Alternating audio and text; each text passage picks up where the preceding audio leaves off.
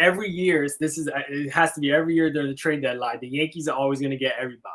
That's what it is. The Yankees are going to get Jacob deGrom, right? When he was hot, when that name was hot, Yankees are going to get pretty much every all-star available because that's how the Yankees work. So now the new stuff is the Ohtani. Or wait, is it or Soto? Just the two best players probably in the league, right? That's it. That's all. That's all you got. I mean, why? That's asking for too much.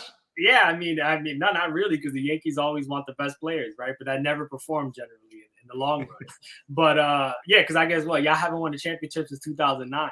Right? You guess, yeah, you know that. You know that's the that was fact. A lucky guess. Your guy Jeter, that was when your guy Jeter was there the last time. Yes. Yeah, so you guys need Derek Jeter again, pretty much. The rumors are going about Ohtani and Soto, so we could talk about Ohtani first, I guess. Ohtani, obviously, he's a tremendous player, pitching and hitting. They're comparing him to Babe Ruth. We talked about that before.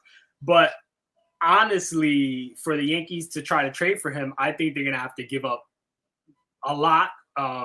Because we've never seen someone like Ohtani before, ever in our lives. So do you think it's possible that the Yankees make a run at Ohtani? Do I think it's possible? The answer is yes.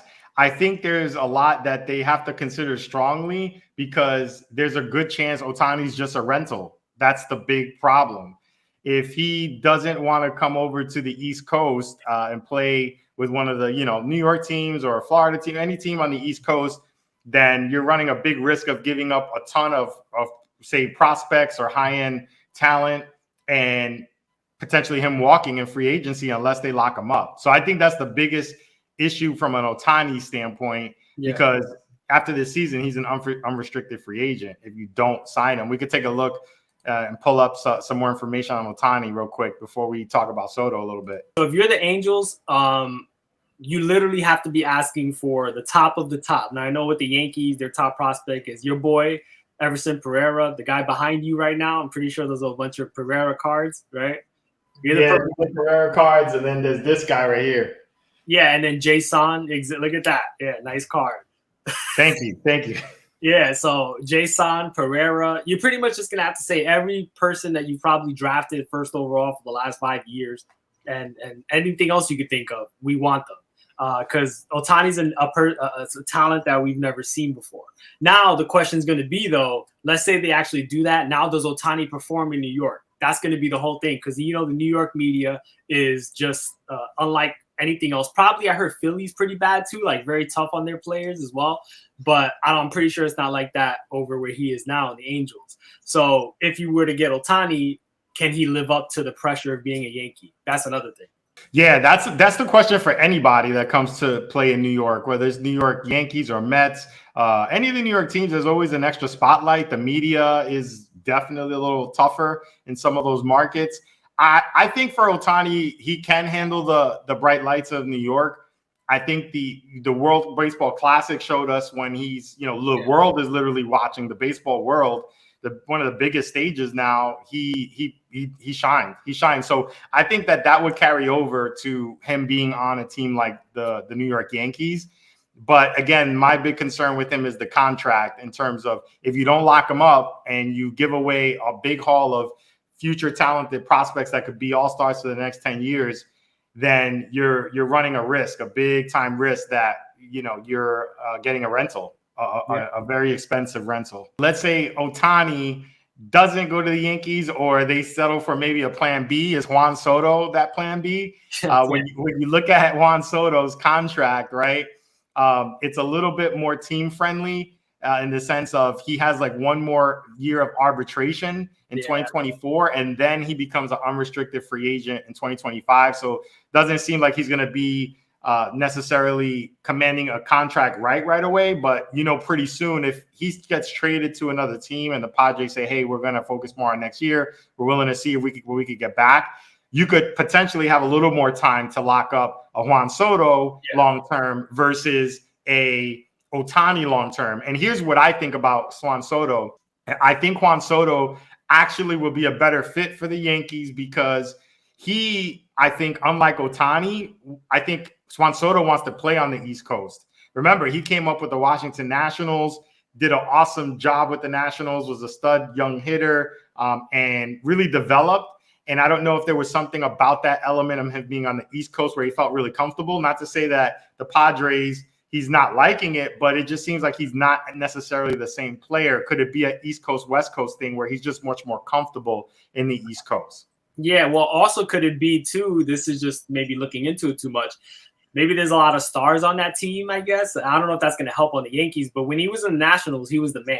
He was, he was the Soto shuffle, right? And it was on the World Series. He was grabbing his, he was the man. Yeah. But, yeah, he had the confidence. But now he's with Tatis, and he's with Machado, and there's a lot of good players on that team as well. So I don't know if that has anything to do with it. The point is that he's obviously not performing like he was with the Nationals.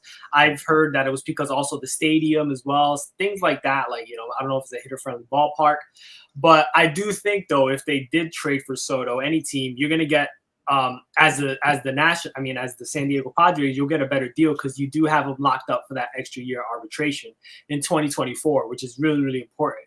Now, depending on how he performs this year, that arbitration number could go up or it could stay the same or go down. It all depends on your performance. So let's have some fun and pull up a mock trade that we found courtesy of Empire Sports Media. Here, it just kind of shows a trade between the Yankees to receive Juan Soto from the Padres. So obviously here, Yankees would get Juan Soto. We know about him. And what the haul coming back to the Padres would be, of course, Jason Dominguez, who's the #1 ranked prospect for the Yankees. He's in Double-A right now. And Oswald Peraza, who's already seen the major leagues. Clark Schmidt is a pitcher in the major leagues as well. Roderick Arias, I know, is in the low-level minors. He just got signed, I think, last year.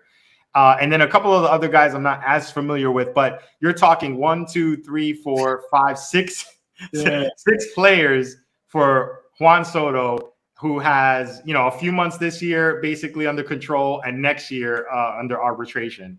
That's pretty much a big deal. That's a big deil right there. That's almost like mortgaging your future, like just to make it work. And it needs to work if you give away so much prospects like that. Yeah, 1,000%. You would need to give these guys up if you did this trade, and you would have to lock him up. Like you have to lock him up. If you really believe in Juan Soto, you're like, yeah, we're putting all our chips on the table on this guy, lefty hitter in the short porch in Yankee Stadium. Let's get him in the building and locked in for the next, I don't know, everything seems like a 10-year contract now. So 10 years minimum. He is 24 and almost going to be, pretty much 25. He's about to be 25 soon. Yeah, as a Yankee fan, I have no problem with signing him to a 10-year deal at that age because he's still going to carry him through the middle of his prime. I have a problem when you're signing them at 10-year contracts when they're already like 30, 31. Yeah, that's the problem. So it's going to be interesting to see what happens. About Soto, one thing that's interesting too, and I think he made the wrong decision, but that's just coming from me. Who cares, right? But like Soto did get a contract offer from the Washington Nationals way back when, and I believe it was like $440 million. I could be wrong, but I'm pretty sure it was the 400 range. And when I heard that he declined that, I was like, yo, what are you doing? Like, that's crazy. That's guaranteed money right there. You never know what's going to happen in your future. You could tear something. Hopefully not, God. Hopefully that never happens. But sports is so unpredictable. When I heard that number, I was like, I thought that was it. Like, he's going to sign that, and then he's going to be a national, I guess, for the rest of his career.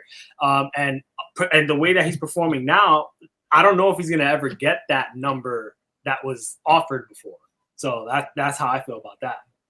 Yeah, that's a good point. I looked it up. 15-year, $440 million offer that he turned down with the Nationals. So, yeah, looking back at it, I mean, he's still extremely young. But, wow, like we could be talking about that in very different terms in a few years if it doesn't turn out the way he wants it to. So, hopefully for him, he shake things up with the Padres or gets a fresh start somewhere else.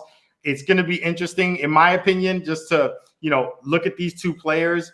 I feel like if one of the two was going to be a Yankee, I'm a little biased because I'm a Yankee fan, but I would want it to actually be Juan Soto over Shohei Ohtani just because of the amount of, I think, traction that he has in his contract negotiation time. They could have more time to lock him up. And I just think his swing and what he brings to the team is much needed with the Yankees because they have a lot of guys that want to just hit home runs or strike out.